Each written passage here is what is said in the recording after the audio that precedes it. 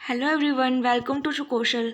जैसा कि आप सब जानते हैं, हमने एमसीक्यू सीरीज जो है वो स्टार्ट कर दी है। हमारा जो एग्ज़ाम है उससे रिलेटेड तो हम आज जो है वो कॉस्ट अकाउंटिंग और मैनेजमेंट अकाउंटिंग से रिलेटेड इंपॉर्टेंट सवाल जो हैं वो डिस्कस करेंगे आज की इस वीडियो के अंदर। पहले भी हमने 2-3 जो यूनिट्स हैं उनको कवर किया है, उनके एमसीक्यू जो हैं वो करवाए हैं। अगर आपने वो वीडियोस नहीं देखी हैं तो उनका लिंक जो है डिस्क्रिप्शन बॉक्स में मिल जाएगा। और हमने ये जो सिलेबस है आपका, इसको भी कंप्लीट जो है वो कवर करवा दिया है। कुछ 2-3 यूनिट बच रही हैं, वो भी अभी धीरे धीरे हम कवर करवा देंगे, ठीक है।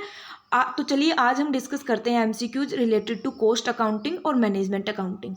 तो आपको एक चीज़ मैं सजेस्ट कर दूं, जब आप ये एमसीक्यूज वाली जो वीडियो है वो लगा रहे हो, तब आप खुद से भी अपनी जो है प्रैक्टिस के लिए सोल्व करने की कोशिश किया करें। एक बार जब क्वेश्चन आए स्क्रीन पर, तब आप स्टॉप करके खुद से इसका आंसर जो है वो देने की कोशिश कीजिए। तो इससे आपकी जो है वो प्रैक्टिस भी होगी और आपको पता भी चलेगा कि आपकी तैयारी कैसी है, ठीक है। तो चलिए स्टार्ट करते हैं। हमारा जो फर्स्ट सवाल है वो है, which of these is not an objective of cost accounting, कि इनमें से कौन सा कॉस्ट अकाउंटिंग का ऑब्जेक्टिव या उद्देश्य नहीं है, यानी कि जो लागत लेखांकन होता है उसका कौन सा उद्देश्य नहीं है। यहाँ पर हमारे सामने 4 ऑप्शन दिए हुए हैं। सबसे पहला है असरटेनमेंट ऑफ कॉस्ट, कि कॉस्ट जो लागत है उसका पता लगाना। डिटर्मिनेशन ऑफ सेलिंग प्राइस, की सेलिंग प्राइस क्या है, किस प्राइस पर हम हमारा प्रोडक्ट जो है वो उसको बेचेंगे, उसको निर्धारण करना, उसको डिटरमाइन करना।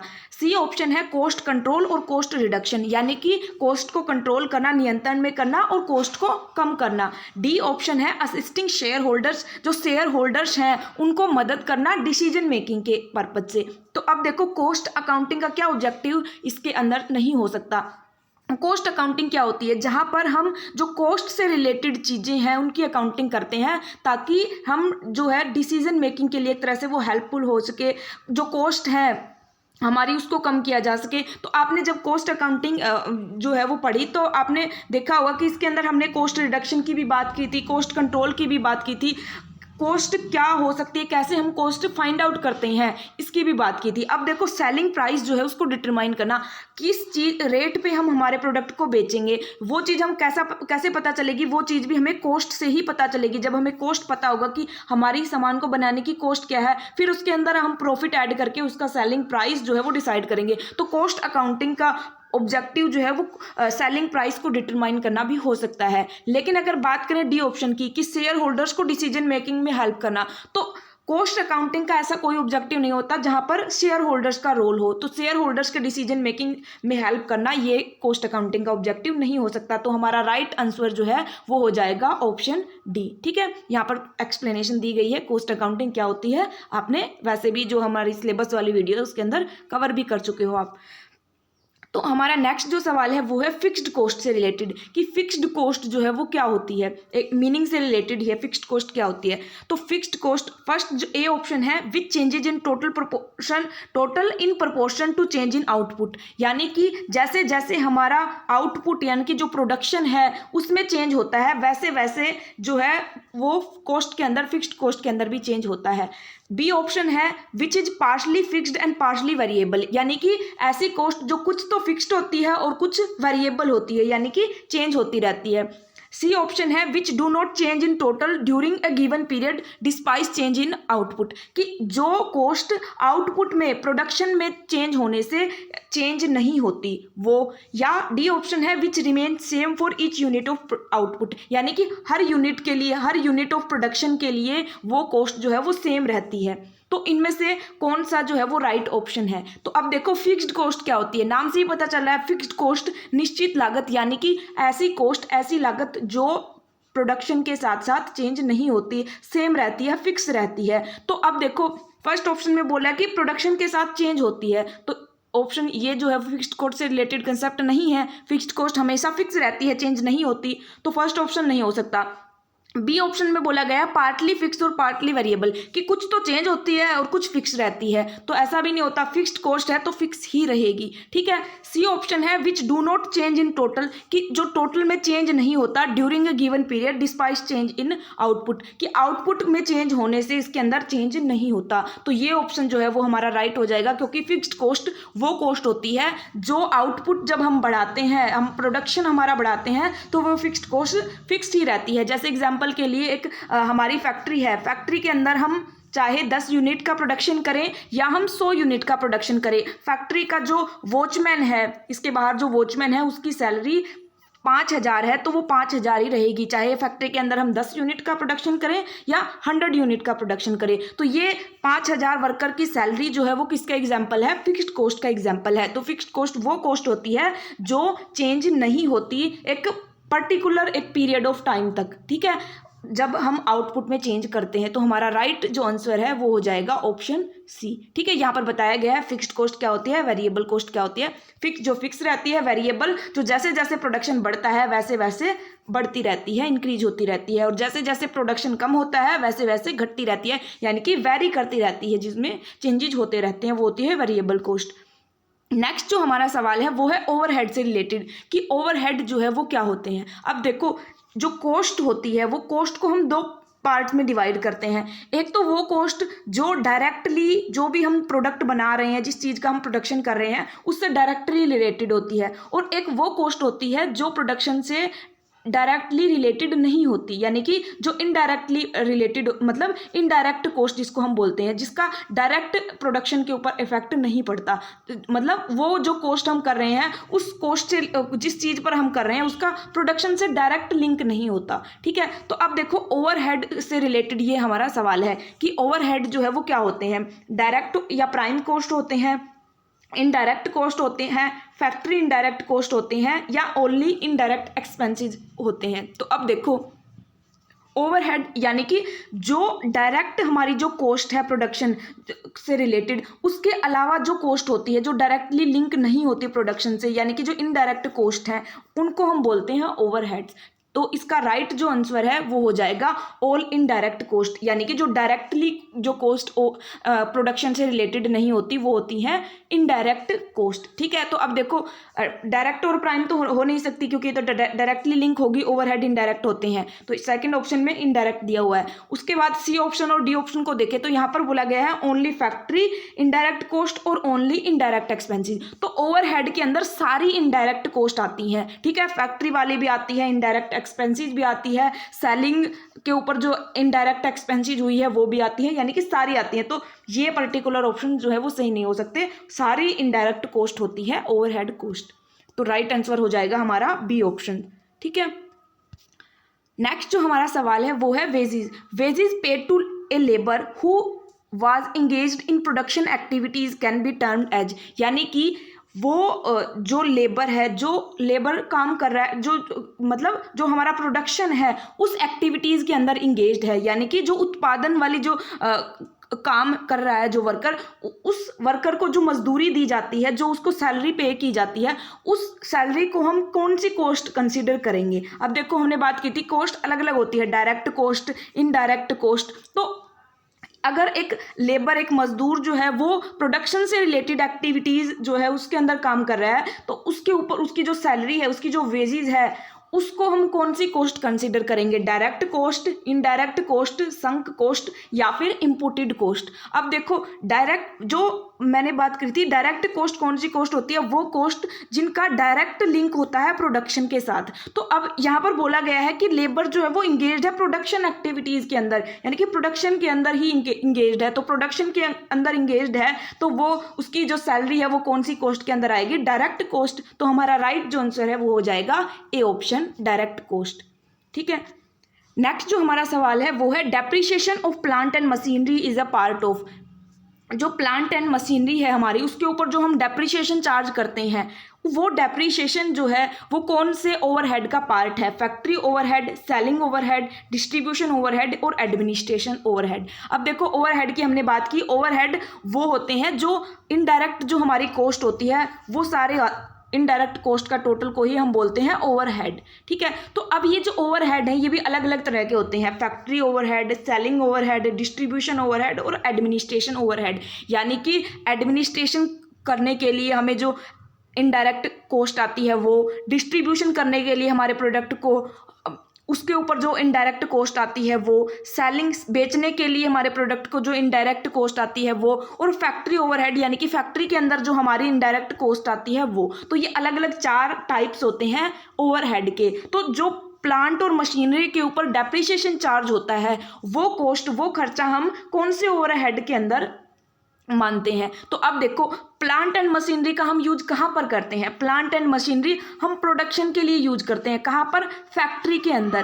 फैक्ट्री के अंदर ही तो होते हैं प्लांट और मशीनरी, उन मशीन की हेल्प से हम प्रोडक्शन करते हैं। तो प्लांट एंड मशीनरी के से रिलेटेड खर्चा है डेप्रिसिएशन। तो ये कौन से ओवरहेड में आएगा? फैक्ट्री ओवरहेड में आएगा। तो हमारा राइट आंसर जो है वो हो जाएगा ए, क्योंकि अब देखो प्लांट एंड मशीनरी का सामान को बेचने में, डिस्ट्रीब्यूशन में, एडमिनिस्ट्रेशन में तो कोई रोल नहीं हो सकता। प्लांट एंड मशीनरी का यूज फैक्ट्री के अंदर होता है, तो ये फैक्ट्री से रिलेटेड ही ओवरहेड हो गया। ठीक है, तो राइट आंसर हो जाएगा फैक्ट्री ओवरहेड।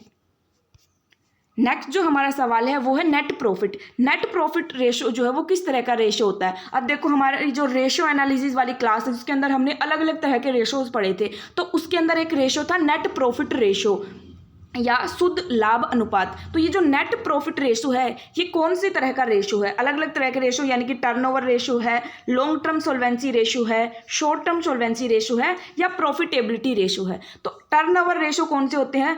वो रेशो जो जिनका हम कंपैरिजन देखते हैं सेल्स के कंपैरिजन में, कि सेल्स के कंपैरिजन में हमारी जो एक तरह से एक्टिव, मतलब जो आइटम्स है वो कितनी जल्दी टर्नओवर हो रहे हैं, यानी कि उनके अंदर मूवमेंट हो रहा है, चेंजेज हो रहे हैं, वो होते हैं टर्नओवर रेशो। जैसे हम इन्वेंट्री टर्नओवर रेशो देखते हैं कि हमारी जो स्टॉक है वो सेल्स के कंपैरिजन कितना एक जो है वो टर्न कर रहा है, उसके अंदर मूवमेंट हो रही हैं। लॉन्ग टर्म सोल्वेंसी रेशो क्या होता है? सोल्वेंसी का मतलब होता है कि हमारी एक तरह से जो लिक्विडिटी की हम बात करते हैं, हमारी कितनी कैपेसिटी है, हमारी जो खर्चे हैं, हमारी जो एक्सपेंडिचर है उनको पे करने की। तो लॉन्ग टर्म सोल्वेंसी यानी कि लॉन्ग टर्म वाली जो हमारी लायबिलिटीज़ हैं उनको पे करने की हमारी कितनी एबिलिटी है, क्षमता कितनी है, वो जो है वो रेशो बताते हैं लॉन्ग टर्म सोल्वेंसी रेशो। ठीक है, उनको हम लॉन्ग टर्म सोल्वेंसी रेशो बोलते हैं। नेक्स्ट है शॉर्ट टर्म सोल्वेंसी, यानी कि शॉर्ट टर्म या हमारी जो शॉर्ट रन के लिए थोड़े कम टाइम के लिए हमारी जो लायबिलिटीज़ हैं जिनको हम करंट लायबिलिटी बोलते हैं, उन लायबिलिटी को पे करने की हमारी कितनी कैपेसिटी है वो रेशो बताते हैं शॉर्ट टर्म सोल्वेंसी। ठीक है, एक बिजनेस की। और प्रॉफिटेबिलिटी रेशो यानी कि हमारी प्रॉफिट हम कितना अर्न कर रहे हैं, कितना प्रॉफिट हम कमा रहे हैं, प्रॉफिट कमाने की हमारी क्या एबिलिटी है, वो रेशो जो है उनको हम बोलते हैं प्रॉफिटेबिलिटी रेशो। तो अब देखो यहाँ नाम से ही पता चल रहा है नेट प्रॉफिट रेशो कि हमारा नेट प्रॉफिट कितना है, यही बताएगा नेट प्रॉफिट रेशो। तो ये जो नेट प्रॉफिट रेशो है वो कौन से टाइप का रेशो होता है? प्रॉफिटेबिलिटी रेशो, क्योंकि ये प्रॉफिट बताता है हमें कि कितने प्रॉफिट है। ठीक है, तो राइट आंसर हो जाएगा हमारा डी ऑप्शन। नेक्स्ट जो हमारा सवाल है वो है, अभी यहाँ पर एक इक्वेशन दी हुई है और हमसे पूछा है कि ये जो इक्वेशन है इससे क्या रिजल्ट जो है वो निकलता है। इसके अंदर बताया गया है ओपनिंग स्टॉक, उसके अंदर हमने ऐड की है परचेजेज, उसके अंदर ऐड किया है डायरेक्ट एक्सपेंसेज, और उसमें से लेस किया है, घटाया है क्लोजिंग स्टॉक को। तो अब देखो ओपनिंग स्टॉक यानी कि पिछले साल का जो हमारे पास गुड्स का सामान का जो स्टॉक बच गया वो, उसके अंदर हमने परचेजेज की और क्या हमने जो प्रोडक्ट है, जो गुड्स हैं वो खरीदी, उसके अंदर वो ऐड कर दी। उसके बाद डायरेक्ट एक्सपेंसेज की इनके ऊपर हमें क्या हमारे डायरेक्ट खर्चे हुए प्रोडक्शन से रिलेटेड उनको ऐड कर दिया, और इन तीनों आइटम में से हमने माइनस जो है लेस किया है क्लोजिंग स्टॉक, यानी कि साल के लास्ट में हमारा जो स्टॉक बच गया जिसको हमने सेल नहीं किया वो होता है क्लोजिंग स्टॉक। तो इसमें से क्लोजिंग स्टॉक को लेस कर दिया। तो ये जो इक्वेशन है इसका क्या रिजल्ट निकलेगा, ये किसके इक्वल आएगी? तो अब देखो नेट प्रॉफिट हमारे ऑप्शन में दिया हुआ नेट प्रॉफिट। तो नेट प्रॉफिट जो है उसका, एक मिनट, देखो नेट प्रॉफिट जो है वो, नेट प्रॉफिट हम कब निकालते हैं? नेट प्रॉफिट हम वैसे नेट प्रॉफिट के अंदर हम सिर्फ डायरेक्ट एक्सपेंसेस को ही कंसिडर नहीं करते। नेट प्रॉफिट जब हम P&L अकाउंट बनाते हैं तो उसके अंदर डायरेक्ट एक्सपेंसेस, इनडायरेक्ट एक्सपेंसेस, सारी एक्सपेंसेस, सारी इनकम्स जो हैं उनको कैलकुलेट करते हैं, तब आता है नेट प्रॉफिट। तो ये नेट प्रॉफिट तो नहीं हो सकता क्योंकि यहाँ पर सिर्फ डायरेक्ट एक्सपेंसेस ली गई हैं। उसके बाद बात करें कॉस्ट ऑफ प्रोडक्शन की, जो प्रोडक्शन है उसको करने की कॉस्ट। तो जब हम कॉस्ट ऑफ प्रोडक्शन देखते हैं कि हमारा जो प्रोडक्शन हुआ है उसका क्या कॉस्ट आई है, तो वो उस कॉस्ट के अंदर अंदर भी हम जो है ये पर्टिकुलर इक्वेशन यूज नहीं करते, क्योंकि उसके अंदर हम काफ़ी जो चीज़ें हैं उनको और ऐड करते हैं। बात करें एडमिनिस्ट्रेटिव एक्सपेंसेस की, तो यहाँ पर एक्सपेंसेस का तो कोई रोल ही नहीं है, पर्टिकुलर की ये एक्सपेंसेस के इक्वल हो सकती है, क्योंकि यहाँ पर तो हम देख रहे हैं कि हमारे पास पहले से कितना स्टॉक था, उसके अंदर हमने परचेजेज ऐड की और उसमें डायरेक्ट एक्सपेंसेस ऐड करके ये देखा है कि हमारे पास कितना स्टॉक मतलब जो क्लोजिंग स्टॉक था उसको लेस किया है। बात करें कॉस्ट ऑफ गुड्स सोल्ड की, तो कॉस्ट ऑफ गुड्स सोल्ड यानी कि जो हम सामान जो बेचने के लिए जो हमारा सामान है, जो गुड्स हैं, उनकी कॉस्ट कितनी आई है। तो अब देखो ये जो कॉस्ट ऑफ गुड्स सोल्ड होता है इसको हम कैसे कैलकुलेट करते हैं, इसको कैलकुलेट करते हैं हम इस इक्वेशन की हेल्प से। यानी कि पहले हम जो ओपनिंग स्टॉक है वो ऐड करते हैं। ये पूरी इक्वेशन जो है वो ट्रायल बैलेंस को बता रही है, ट्रायल बैलेंस नहीं सॉरी, जो हम ट्रेडिंग अकाउंट बनाते हैं, P&L अकाउंट से पहले ट्रेडिंग अकाउंट बनाते हैं जिसके अंदर हम ग्रॉस प्रॉफिट और ग्रॉस लॉस जो है वो फाइंड आउट करते हैं। तो वहां पर हम जो है ये चीज़ें ऐड करते हैं, जहाँ पर हम पहले ओपनिंग स्टॉक लिखते हैं, उसके बाद क्या हमने और परचेज की, उसके बाद डायरेक्ट एक्सपेंसेस और फिर उसमें से क्लोजिंग स्टॉक जो है वो लेस कर देते हैं। तब ये जो पर्टिकुलर इक्वेशन है ये बताती है कि हमने जो सामान जो बेचा है, जो हम गुड्स जो है वो सोल्ड करेंगे, बेचेंगे, उनकी कॉस्ट जो है वो क्या है। तो ये पर्टिकुलर जो इक्वेशन है वो किसके इक्वल होगी, कॉस्ट ऑफ गुड्स सोल्ड। इसको हम कॉस्ट ऑफ गुड्स सोल्ड को एक अलग तरीके से भी निकाल सकते हैं। जो सेल्स होती है हमारी, उसमें से अगर हम ग्रॉस प्रॉफिट को लेस कर दें तो ये पर्टिकुलर इक्वेशन जो है वो भी आ जाती है कॉस्ट ऑफ गुड्स सोल्ड के। तो अब देखो ये सेल्स में से हमने जो ग्रॉस प्रॉफिट लेस किया तो ये भी कॉस्ट ऑफ गुड्स सोल्ड के इक्वल आई। और ये जो इक्वेशन जिसका हम यूज करते हैं पर्टिकुलर ट्रेडिंग अकाउंट के अंदर, जहाँ पर हम ग्रॉस प्रॉफिट और ग्रॉस लॉस जो है वो फाइंड आउट करते हैं, तो यहाँ पर भी हम ये जो पर्टिकुलर आइटम है इसको कॉस्ट ऑफ गुड्स सोल्ड की, सामान को बनाने के लिए हमने क्या कॉस्ट लगाई। तो अब इस कॉस्ट ऑफ गुड्स सोल्ड में अगर हम ग्रॉस प्रॉफिट ऐड कर दे तो ये इक्वल हो जाएगा सेल्स के। ठीक है, तो ये पर्टिकुलर जो इक्वेशन है उससे हम कॉस्ट ऑफ गुड्स सोल्ड निकालते हैं। तो इसका राइट आंसर हो जाएगा डी ऑप्शन। नेक्स्ट जो हमारा सवाल है वो है फंड फ्लो स्टेटमेंट से रिलेटेड। फंड फ्लो स्टेटमेंट की हमने डिटेल में डिस्कस किया था। फंड फ्लो स्टेटमेंट जो है वो स्टेटमेंट किसके ऊपर बेस्ड है। ए ऑप्शन है वर्किंग कैपिटल कंसेप्ट के ऊपर, कैश कंसेप्ट के ऊपर, फिक्स्ड एसेट कंसेप्ट पे, या लॉन्ग टर्म फंड वाले कंसेप्ट पे। अब देखो फंड फ्लो स्टेटमेंट क्या होता है, जहाँ पर हम फंड्स जो हैं 2 साल की बैलेंस शीट के अंदर हमारे फंड्स के अंदर कितना चेंज हुआ है, उस चेंज का, उस फ्लो का स्टेटमेंट जो है उसको हम बोलते हैं फंड फ्लो स्टेटमेंट। तो जब हम फंड फ्लो स्टेटमेंट बनाते हैं तो इसके अंदर ये जो फंड्स है, इस फंड्स का एक मैंने मतलब बताया था कि ये फंड जो है वो क्या होता है। यानी कि ये फंड का मतलब कैश होता है, वर्किंग कैपिटल होता है, या फिर फिक्स्ड एसेट्स होता है, या फिर लॉन्ग टर्म फंड होता है। तो इस फंड का क्या मतलब होता है, यही इस सवाल में पूछा गया है। Working capital, cash concept, fixed asset या लॉन्ग टर्म फंड्स। अब देखो कैश कंसेप्ट तो हो नहीं सकता, क्योंकि कैश कंसेप्ट के लिए हम कैश फ्लो स्टेटमेंट बनाते हैं, वहां पर कैश का मतलब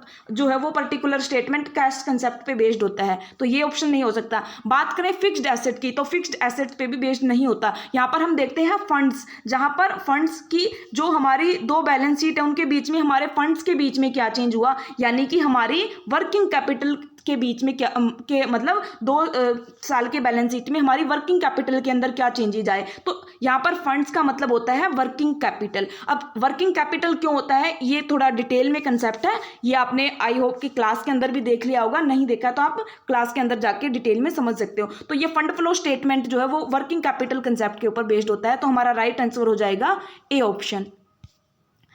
नेक्स्ट जो हमारा सवाल है वो है any transaction between a non current account और another non current account does not affect. अब देखो ये जो हम फंड फ्लो स्टेटमेंट बनाते हैं, इस स्टेटमेंट के अंदर कुछ ट्रांजैक्शन, ये जो फंड्स का फ्लो देखते हैं हम, यानी कि फंड्स के अंदर क्या फ्लो हुआ, क्या चेंज हुआ वो देखते हैं। तो अब कुछ ट्रांजैक्शंस होते हैं, जो हम बिजनेस के अंदर जो ट्रांजैक्शंस होते हैं उसमें से कुछ ट्रांजैक्शन से तो ये फंड में जो है वो फ्लो होता है, और कुछ ट्रांजैक्शन से फंड्स के अंदर कोई चेंज नहीं होता। यानी कि जो बिजनेस के अंदर ट्रांजैक्शन होते हैं, हमने कुछ खरीदा, हमने कुछ बेचा, कोई शेयर इशू किए, हमने कोई लोन लिया, या हमने कोई एसेट्स खरीदी, तो ये सारे ट्रांजैक्शन है। इन ट्रांजैक्शंस जो है वो कुछ ट्रांजैक्शन से तो हमारा जो फंड्स हैं उसके अंदर फ्लो होता है, और कुछ ट्रांजैक्शन का कोई इफेक्ट नहीं होता फंड्स के ऊपर। तो ये जो है वो एग्जाम के परस्पेक्टिव से इंपॉर्टेंट चीज़ें हैं, इनको भी हमने जो क्लास है उसके अंदर डिटेल में डिस्कस किया था। तो अब ये जो पर्टिकुलर क्वेश्चन है इसके अंदर पूछा गया है कि एनी ट्रांजैक्शन, कोई भी ट्रांजैक्शन जो कि हो रहा है एक नॉन करंट अकाउंट और अनदर नॉन करंट अकाउंट, कि दो non current account, non current का मतलब फिक्स्ड वाली जो चीज़ें हैं उनके अंदर अगर कोई ट्रांजैक्शन हो रहा है, यानी कि एक साइड, दोनों साइड जो है फिक्स्ड चीज़ अफेक्ट हो रही है। जब कोई भी ट्रांजैक्शन होता है तो उससे दो चीज़ें अफेक्ट होती हैं। तो अब ये बोल रहा है कि ऐसा ट्रांजैक्शन जिससे दोनों फिक्स्ड वाली चीज़ें अफेक्ट हो रही हैं, यानी कि या तो फिक्स्ड एसेट्स या फिर फिक्स्ड लाइबिलिटीज़, यानी कि दोनों फिक्स्ड वाली चीज़ें हैं, नॉन करंट चीज़ें हैं। तो नॉन करंट अकाउंट अगर अफेक्ट हो रही हैं तो मतलब नॉन करंट के ऊपर इफेक्ट पड़ रहा है कोई ट्रांजैक्शन का, तो उससे जो है वो किसके ऊपर कोई इफेक्ट नहीं पड़ता। तो अब हम फंड फ्लो स्टेटमेंट में क्या देखते हैं कि फंड्स के ऊपर इफेक्ट पड़ रहा है या नहीं। तो किसके ऊपर इफेक्ट नहीं पड़ता, नॉन करंट और नॉन करंट के बीच में अगर कोई ट्रांजैक्शन हो रहा है तो फंड्स के ऊपर। इसका राइट आंसर हो जाएगा फंड्स। ठीक है, ये क्वेश्चन जो है थोड़ा ऑपोजिट, मतलब एक उल्टा करके पूछा गया है कि फंड्स के ऊपर जो है वो अफेक्ट नहीं होता। अब ये क्वेश्चन तो सिंपल ऐसा है कि फंड्स के ऊपर अफेक्ट नहीं होता, ये अलग तरीके से भी पूछा जा सकता है। क्योंकि अब देखो, ये एक मिनट मैं रिवाइज करवा देती हूँ। चार चीज़ें होती हैं हमारे पास। क्या चार चीज़ें बैलेंस शीट के अंदर? एक होती है फिक्स्ड एसेट, एक होती है फिक्स्ड लाइबिलिटीज़, एक होती है करंट एसेट्स और एक होती है करंट लाइबिलिटीज़। तो ये जो फंड फ्लो स्टेटमेंट वाली चीज़ है कि किन से फंड अफेक्ट होंगे, किन से फंड के अंदर कोई चेंज नहीं होगा, उसका एक रूल होता है कि जब कोई भी ट्रांजैक्शन जो है वो फिक्स्ड एसेट्स, मतलब कोई भी फिक्स्ड एसेट्स या फिर करंट लाइबिलिटीज, मतलब कोई भी फिक्स्ड वाली चीज और करंट वाली चीज के बीच में हो रहा है, जैसे कि फिक्स्ड एसेट और करंट लाइबिलिटी के बीच में कोई ट्रांजैक्शन हो रहा है, या फिर फिक्स्ड एसेट्स और करंट लाइबिलिटी, मतलब करंट एसेट्स इन दोनों के बीच में हो रहा है, या फिक्स्ड लाइबिलिटी और करंट लाइबिलिटी के बीच में हो रहा है, या फिर फिक्स्ड लाइबिलिटी और करंट एसेट्स के बीच में हो रहा है, तो उससे जो है वो फंड ऑफ फ्लो जो है वो अफेक्ट होगा। लेकिन अगर कोई ट्रांजैक्शन फिक्स्ड और फिक्स्ड, यानी कि फिक्स्ड एसेट या फिक्स्ड लाइबिलिटी के बीच में हो रहा है, तो उससे कोई इफेक्ट नहीं पड़ेगा फंड्स के ऊपर। उसके अलावा कोई करंट एसेट और करंट लाइबिलिटी के अंदर हो रहा है, के बीच में कोई ट्रांजैक्शन हो रहा है, तो उससे भी फंड्स के ऊपर कोई इफेक्ट नहीं पड़ेगा। तो इस तरह का एक कंसेप्ट होता है फंड फ्लो स्टेटमेंट के अंदर, कि हम जब हम देखते हैं कि फंड में फ्लो हुआ है या नहीं, तो हम देखते हैं कि किस ट्रांजैक्शन को, कौन सा ट्रांजैक्शन हुआ है, उस ट्रांजैक्शन से फंड्स में चेंज हुआ है या नहीं। तो आपको याद रखना है करंट और नॉन करंट के अंदर जो है के बीच में ट्रांजैक्शन होता है, तो उससे फंड फ्लो जो है वो नहीं होता, फंड्स के बीच में फ्लो नहीं होता। अगर फिक्स्ड और फिक्स्ड के बीच में होता है तो उसके अंदर भी नहीं होता, लेकिन अगर करंट और फिक्स्ड के बीच में होता है तो उसके अंदर होता है। आप ये नॉन करंट से कंफ्यूज मत हो जाना, नॉन करंट का मतलब है फिक्स्ड। ठीक है, करंट यानी कि शॉर्ट टाइम के लिए और नॉन करंट यानी कि लॉन्ग टाइम के लिए, या हम इसको बोल सकते हैं फिक्स्ड। तो इस पर्टिकुलर क्वेश्चन का आंसर जो है वो हो जाएगा फंड्स। नेक्स्ट जो हमारा सवाल है वो है in element wise classification of overhead, कि जब हम ओवरहेड का एलिमेंट वाइज क्लासीफाई करते हैं, इनको अलग अलग पार्ट्स में डिवाइड करते हैं, तो which one of the following is not included. तो इनमें से किसको हम इंक्लूड नहीं करते? फिक्स्ड ओवरहेड को, इनडायरेक्ट लेबर को, इनडायरेक्ट मटेरियल को और इनडायरेक्ट एक्सपेंडिचर को। तो अब देखो, जो कॉस्ट होती है, हमने बात की थी कॉस्ट दो तरह की होती है, एक डायरेक्ट और एक इनडायरेक्ट। ये जो इनडायरेक्ट वाली होती है इसको हम ओवरहेड बोलते हैं। तो अब ये जो ओवरहेड होते हैं इसके अंदर भी हम तीन तरह जो है एलिमेंट यूज करते हैं जब हम कॉस्ट का एलिमेंट वाइज क्लासिफिकेशन करते हैं। एलिमेंट वाइज यानी कि जब हम ये मानते हैं कि जो कॉस्ट है हमारी उसके तीन एलिमेंट होते हैं, यानी कि जो टोटल कॉस्ट है वो किन से बनती है? तीन एलिमेंट से बनती है। एक तो बनती है मटेरियल से, कि जो हम सामान बना रहे हैं उसके ऊपर जो मटेरियल का हमने यूज किया, उस मटेरियल के ऊपर कुछ खर्चा आया होगा, वो होगी मटेरियल कॉस्ट। उसके बाद एक होती है लेबर, यानी कि जो इस मटेरियल को से फाइनल प्रोडक्ट बनाने के लिए इसके ऊपर लेबर लगी हुई है, जो वर्कर्स काम कर रहे हैं उनकी ऊपर उनको सैलरी देनी पड़ेगी, तो वो जो कॉस्ट है उसको हम बोलते हैं लेबर कॉस्ट। उसके अलावा होती है एक एक्सपेंसेस, कि कुछ एक्स्ट्रा खर्चे जो इस मटेरियल को फिनिश्ड गुड बनाने के लिए किए जाते हैं उनको हम करते हैं एक्सपेंसेस या अदर एक्सपेंसेस जिनको बोलते हैं। तो तीन क्लासिफिकेशन, तीन एलिमेंट होते हैं कॉस्ट के, मटेरियल कॉस्ट, लेबर कॉस्ट और एक्सपेंसेस, अदर एक्सपेंडिचर।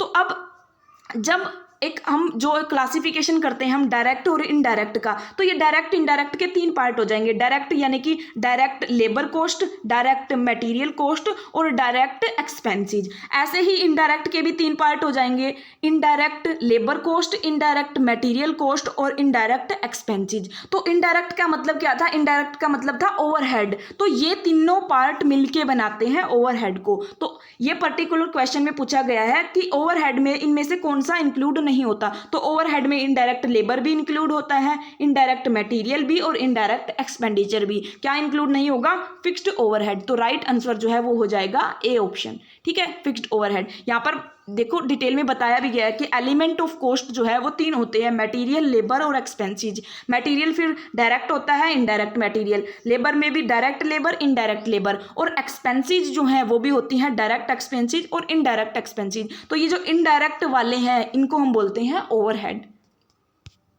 नेक्स्ट जो हमारा सवाल है वो है कोस्टिंग मेथड से रिलेटेड। Describe the method of costing to be applied in case of nursing home. अब देखो जब मैंने कोस्टिंग मेथड करवाए थे, अलग अलग costing, operating costing, process costing, contract costing, job costing, ऐसे बैच कोस्टिंग, अलग अलग मेथड थे, तब मैंने बताया था कि इन कोस्टिंग वाले जो कंसेप्ट हैं इनसे सवाल कैसे आते हैं, इनसे एग्जाम्पल जो है वो देके सवाल पूछते हैं। अब कि किस तरह के बिजनेस के अंदर कौन सा मेथड कोस्टिंग का यूज किया जाता है। तो ये सवाल भी वैसे ही है कि जो नर्सिंग होम है, नर्सिंग होम के अंदर जो कॉस्ट को कैलकुलेट करने के लिए कौन सा कोस्टिंग का मेथड यूज किया जाता है, operating costing, process costing, contract costing और जॉब कोस्टिंग। अब देखो हम इसको समझते हैं नर्सिंग होम क्या होता है। नर्सिंग होम जहाँ पर नर्सेज जो हैं वो सर्विसेज प्रोवाइड करती हैं, अपनी एक तरह से हेल्थ से रिलेटेड सर्विसेज प्रोवाइड करती हैं। तो जो भी बिजनेस जो है वो अब ये पर्टिकुलर बिजनेस जो है वो क्या प्रोवाइड कर रहा है? सर्विसेज। तो जो भी बिजनेस सर्विसेज प्रोवाइड करते हैं, अब देखो बिजनेस या तो प्रोडक्ट दे सकते हैं, कोई प्रोडक्ट, फिजिकल प्रोडक्ट, या फिर सर्विस प्रोवाइड कर सकते हैं। तो जो बिजनेस सर्विस प्रोवाइड करते हैं उनकी कॉस्ट को निकालने के लिए हम कौन सा मेथड यूज करते हैं? उसके लिए हम यूज करते हैं सर्विस कोस्टिंग। ठीक है, और ये जो सर्विस कोस्टिंग है, अब देखो इन ऑप्शन में अगर देखें तो सर्विस कोस्टिंग कहीं नहीं दे रखा, लेकिन जो सर्विस कोस्टिंग मेथड है उसका एक सेकंड नेम जो है वो होता है ऑपरेटिंग कोस्टिंग, यानी कि ऑपरेटिंग कोस्टिंग को ही हम सर्विस कोस्टिंग बोलते हैं। तो इस पर्टिकुलर क्वेश्चन का आंसर जो है वो हो जाएगा ए ऑप्शन, ऑपरेटिंग कोस्टिंग। ठीक है, तो ये हमारा राइट आंसर जो है वो है ए ऑप्शन। अब बात करें प्रोसेस कोस्टिंग, कॉन्ट्रैक्ट कोस्टिंग और जॉब कोस्टिंग की, तो इनको हमने डिटेल में वीडियो के अंदर डिफाइन किया हुआ है, यहाँ पर भी मैंने इनकी डिटेल डाल दी है, आप इनको रीड कर सकते हो। नेक्स्ट सवाल पर मूव करते हैं। If credit sales for the year is 5,40,000, 5,40,000 अगर क्रेडिट सेल है एक साल की, और डेटर जो है हमारे वो हैं 90,000, 90,000, तो हमें फाइंड आउट करना है, कैलकुलेट करना है एवरेज कलेक्शन पीरियड। ठीक है, देखो अब यहाँ हिंदी में भी दिया हुआ है कि जो क्रेडिट बिक्री है हमारी एक साल की वो है 5,40,000, और जो देनदार हैं यानी कि जो डेटर्स हैं वो है हमारे 90,000 के। तो हमें निकालना है एवरेज कलेक्शन पीरियड कि कितना जो है वो कलेक्शन का टाइम पीरियड होगा हमारा। तो अब देखो जो एवरेज कलेक्शन पीरियड है इसको निकालने का, अब यहाँ पर इसको सोल्व कर रखा है, यहाँ पर देख लो आप, जो एवरेज कलेक्शन पीरियड है इसको निकालने का फॉर्मूला जो है वो ये होता है। जब हमने रेशियो वाली जो वीडियो है उसके अंदर ये सारी चीज़ें पर सारे जो रेशियो हैं उनको डिफाइन किया हुआ है। तो यहाँ पर हम बात करते हैं कि कैसे हमें कैलकुलेट करना है। तो एवरेज कलेक्शन पीरियड निकालने का क्या फॉर्मूला होता है? एवरेज डेटर को हम क्रेडिट जो सेल है उसे डिवाइड करते हैं, इनटू करते हैं 365। या अब देखो 365 ये चीज़ 365 करनी है या 12 मंथ करने हैं, उसको हम कैसे देखेंगे? हम ऑप्शन से देखेंगे। ऑप्शन हमारा डेज के अंदर दे रखा है, डेज के अंदर दे रखा है, तो एक साल के अंदर जितने दिन होते हैं वो लिखेंगे। अगर ऑप्शन के अंदर मंथ्स के अंदर आंसर दे रखा है कि कुछ महीने, 2 महीने, 3 महीने, तो हम यहाँ पर 12 लिखेंगे। ठीक है, वो डिपेंड करता है कि ऑप्शन के अंदर क्या दे रखा है। तो इसमें कैसे कैलकुलेट करेंगे? एवरेज डेटर कितनी है? एवरेज डेटर, अब देखो डेटर जो है वो स्टार्टिंग के नहीं दे रखे, एंड के दे रखे हैं, तो हम यही ले लेंगे। तो एवरेज डेटर है हमारे 90,000, डिवाइड करेंगे क्रेडिट सेल से कि उधार में हमने सेल कितनी की, 5,40,000, डिवाइड करेंगे 5,40,000 से इंटू 365। तो इसको सोल्व करेंगे तो हमारा आ जाएगा 60.833 समथिंग। तो अब नियरेस्ट आंसर देखेंगे एग्जैक्ट, यानी कि 60 समथिंग डेज हैं, तो 30 तो हो नहीं सकते, 90 भी नहीं हो सकते और 120 भी नहीं हो सकते, पास है ये 61 के। तो राइट आंसर हो जाएगा हमारा 61 डेज। इस तरह से आपको ये क्वेश्चन अगर एग्जाम में आ भी जाए प्रैक्टिकल तो वो सोल्व करने हैं, आपको फॉर्मूले जो है वो सबके याद करने हैं। जो भी इंपॉर्टेंट रेशोज़ हैं उनके।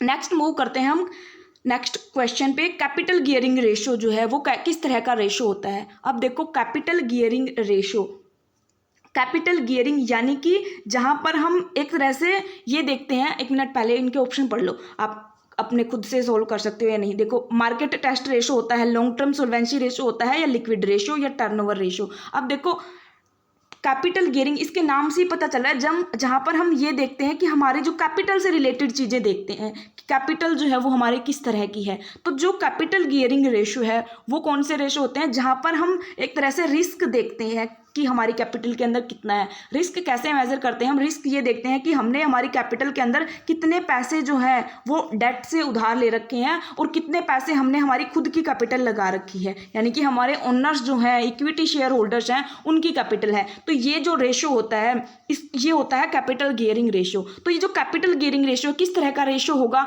मार्केट टेस्ट, जहाँ पर हम मार्केट को टेस्ट करें। अब देखो मार्केट का क्या रोल हुआ, कैपिटल गियरिंग, कैपिटल हमारी कैपिटल देख रहे हैं तो मार्केट टेस्ट रेशो नहीं हो सकता। Long term solvency ratio, liquid ratio, या टर्नओवर रेशो।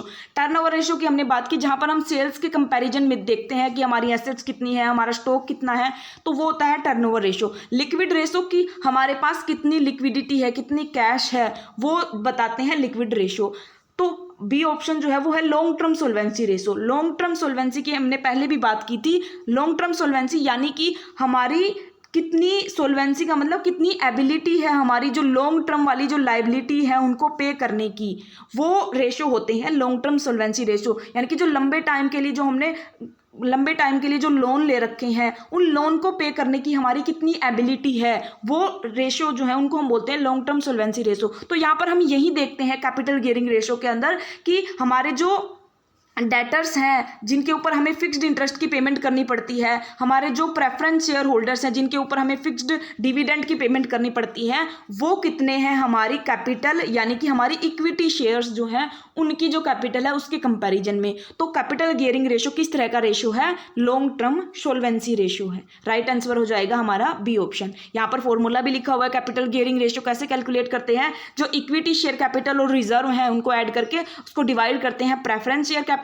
से और फिक्स्ड इंटरेस्ट बियरिंग लोन, यानी कि जो डिबेंचर्स हैं या other loan, long term loan हमने ले रखे हैं, फिक्स्ड इनकम बियरिंग फंड्स और इक्विटी शेयर होल्डर्स फंड। ठीक है, नेक्स्ट जो हमारा सवाल है वो है एबीसी एनालिसिस से रिलेटेड। तो अब ये जो एबीसी एनालिसिस है ये एक इन्वेंट्री कंट्रोल की टेक्निक है। तो अब इस एबीसी एनालिसिस क्या होता है, इसी से रिलेटेड ये सवाल है। अब इन्वेंट्री कंट्रोल की बात करें पहले हम कि इन्वेंट्री कंट्रोल क्या होता है। जो हमारा स्टॉक होता है इन्वेंट्री, उसको एक सही लेवल, उसके मैनेजमेंट के लिए हम अलग अलग टेक्निक यूज़ करते हैं। तो उसी की एक टेक्निक होती है एबीसी एनालिसिस। अब ये जो एबीसी एनालिसिस टेक्निक है ये क्या होती है, इस टेक्निक के अंदर हम किस तरह से इन्वेंट्री का मैनेजमेंट करते हैं। ऑप्शन ए जो है वो बताता है कि इन्वेंट्री लेवल आर मेंटेन, कि इस पर्टिकुलर टेक्निक में इन्वेंट्री लेवल मेंटेन किए जाते हैं, यानी कि जो सूची स्तर है उसको बनाए रखा जाता है। नेक्स्ट बी ऑप्शन है इन्वेंट्री जो है, स्टॉक जो है हमारा, उसको क्लासीफाई किया जाता है कैटेगरीज के अंदर, ए बी सी ऐसे कैटेगरी में क्लासीफाई किया जाता है। और ए कैटेगरी के अंदर हम कौन से आइटम रखते हैं जिनकी हाईएस्ट क्वांटिटी होती है, यानी कि जो नंबर में जो आइटम ज़्यादा होते हैं और जिनकी वैल्यू कम होती है। सी ऑप्शन जो है वो बात करता है कि इन्वेंट्री जो है इस टेक्निक में 3 कैटेगरी में क्लासीफाई की जाती है, लेकिन यहाँ पर एज कैटेगरी के अंदर हम उन आइटम को डालते हैं जिनके नंबर तो कम होते हैं, क्वांटिटी मात्रा में तो कम होते हैं, लेकिन वैल्यू जो है वो हाईएस्ट होती है। और डी ऑप्शन है आइदर बी और सी की, या तो बी और या सी। तो अब देखो एबीसी एनालिसिस की अगर हम बात करें तो पहले हम इसका मतलब समझते हैं क्या होता है। तो एबीसी एनालिसिस के अंदर हम जो हमारा स्टॉक है, जो हमारा इन्वेंट्री है, उसको 3 कैटेगरी में मैनेज करने के लिए 3 कैटेगरी में डिवाइड करते हैं, ए बी और सी। ए कैटेगरी के अंदर हम उन आइटम को डालते हैं जो हमारे पास नंबर में तो कम होते हैं लेकिन जिनकी वैल्यू जो है वो सबसे ज़्यादा होती है, यानी कि जो कीमती सामान होता है लेकिन नंबर उनके कम होते हैं। बी कैटेगरी में हम वो डालते हैं जिनकी जो वैल्यू है और जो नंबर है वो लगभग सेम होते हैं। और सी कैटेगरी के अंदर हम उन आइटम को डालते हैं जिनकी वैल्यू तो कम होती है लेकिन नंबर में जो है वो मात्रा में काफ़ी ज़्यादा होते हैं। तो इस तरह से हम मैनेजमेंट जो है वो करते हैं इस इन्वेंट्री का इस टेक्निक की हेल्प से। ठीक है, तो अब देखो ऑप्शन अगर हम पढ़ें तो ए वाला तो हो नहीं सकता और डी भी नहीं हो सकता। इन दोनों की बात करें तो बी ऑप्शन जो है वो बोल रहा है कि ए के अंदर हम हाईएस्ट क्वांटिटी और लो वैल्यू वाले आइटम डालते हैं, लेकिन हमने बात की ए के अंदर हम हाई वैल्यू वाले आइटम डालते हैं और सी के अंदर कम वैल्यू वाले और जिनके नंबर ज़्यादा होते हैं।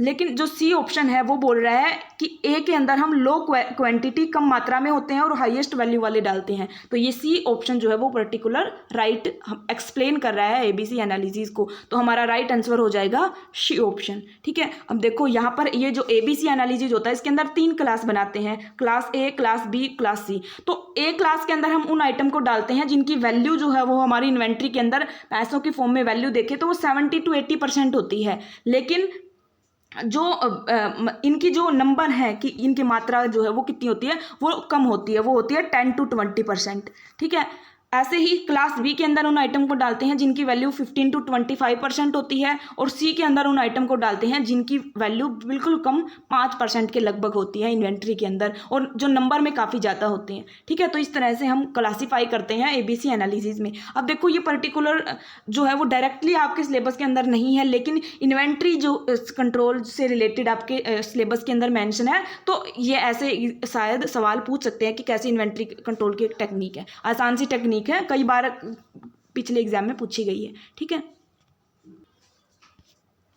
नेक्स्ट जो हमारा सवाल है वो प्रैक्टिकल क्वेश्चन है। तो इसके अंदर हमें करना है calculate the prime cost. Prime cost निकालनी है, प्राइम कोस्ट जो है वो निकालनी है। यहाँ पर हमें इंफॉर्मेशन दी हुई है direct material purchase, direct material consume, direct labour, direct expenses और मैन्युफैक्चरिंग ओवरहेड दिए हुए हैं 30,000 के। तो अब देखो प्राइम कोस्ट क्या होती है, हमने स्टार्टिंग में बात की थी। कोस्ट जो है वो 2 तरह की होती है, एक होती है डायरेक्ट और एक होती है इनडायरेक्ट कोस्ट। तो अब देखो ये जो डायरेक्ट कोस्ट होती है और इनडायरेक्ट कोस्ट होती है, इनके भी अगर 3 क्लासिफिकेशन होते हैं आगे, एक मटेरियल की कोस्ट, एक लेबर की और एक अदर एक्सपेंसेस। ऐसे ही इनडायरेक्ट में भी इनडायरेक्ट मटेरियल, इनडायरेक्ट लेबर और इनडायरेक्ट एक्सपेंसेस 3 होते हैं। तो अब ये वाली जो डायरेक्ट ये कोस्ट है, जो डायरेक्ट मटेरियल, लेबर और एक्सपेंसेस, इसको हम बोलते हैं प्राइम कोस्ट। ठीक है, ये होती है प्राइम कोस्ट। और ये वाली जो कोस्ट है इनडायरेक्ट मटेरियल, लेबर और एक्सपेंसेस, इसको बोलते हैं ओवरहेड। तो अब हमें निकालना है प्राइम कोस्ट। तो प्राइम कोस्ट निकालना है तो डायरेक्ट वाली चीज़ें ऐड कर देंगे। तो अब देखो यहाँ पर सीधा दिया हुआ है डायरेक्ट लेबर 60,000 की, तो डायरेक्ट लेबर होगी 60,000 की। एक मिनट, हाँ, डायरेक्ट लेबर 60,000, डायरेक्ट एक्सपेंसेस 20,000। तो हमें 3 चीज़ें ऐड करनी है, मटेरियल, लेबर और एक्सपेंसेस। तो लेबर दी हुई है हमारी 60,000 और डायरेक्ट एक्सपेंसेस दी हुई है 20,000।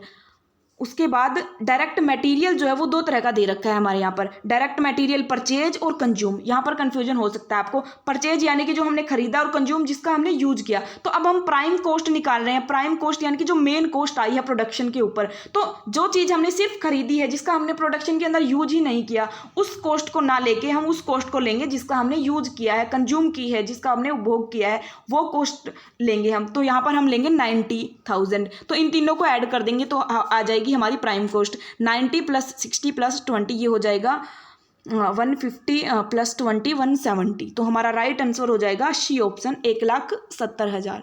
यहाँ पर इसको सोल्व भी किया हुआ है, यहाँ पर आप देख सकते हो 90,000 + 60,000 + 20,000 टोटल हो जाएगा 1,70,000। ये हमारा राइट आंसर सी ऑप्शन हो जाएगा। प्राइम कोस्ट वो कोस्ट होती है जो डायरेक्ट मटेरियल, डायरेक्ट लेबर और डायरेक्ट एक्सपेंसेस, और ओवरहेड होते हैं indirect material, indirect labour, indirect expenses.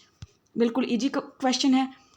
Next जो हमारा सवाल है वो है कन्वर्जन कोस्ट रिलेटेड, कि कन्वर्जन कोस्ट क्या होती है। अब देखो नाम से ही पता चल रहा है कन्वर्जन कोस्ट यानी कि कन्वर्ट करने की कोस्ट। अब ये देखो ये इसके अंदर पूछा गया कि किस चीज़ को कन्वर्ट करने की कोस्ट होती है। ये रॉ मटेरियल से जो है वो वर्क इन प्रोग्रेस, VIP का मतलब है वर्क इन प्रोग्रेस, जो सामान अभी पूरी तरह बना नहीं है। देखो एक होता है रॉ मटेरियल, बिल्कुल जो हमने खरीदा है सप्लायर से, फिर इसको हम फिनिश्ड गुड के लिए दूसरी मतलब एक दूसरे हम बोले तो क्या बोले कि बीच की जो प्रोसेस होती है उसके अंदर कन्वर्ट करते हैं। ठीक है, बीच में फिर यानी कि जिस रॉ मटेरियल के फॉर्म में तो बचा नहीं, लेकिन हम इसको फिनिश गुड बनाने के लिए बीच में प्रोसेस में है, ये उसको बोलते हैं वर्क इन प्रोग्रेस। फिर वर्क इन प्रोग्रेस से बनती है फिनिश्ड गुड, फाइनल प्रोडक्ट। तो यहाँ पर पूछा गया है कि रॉ मटेरियल ये जो वर्क इन प्रोग्रेस है इसके अंदर कन्वर्ट करने की कॉस्ट, या फिर रॉ मटेरियल को फिनिश्ड गुड फाइनल गुड में कन्वर्ट करने की बदलने की कॉस्ट, या फिर जो वर्क इन प्रोग्रेस है उसको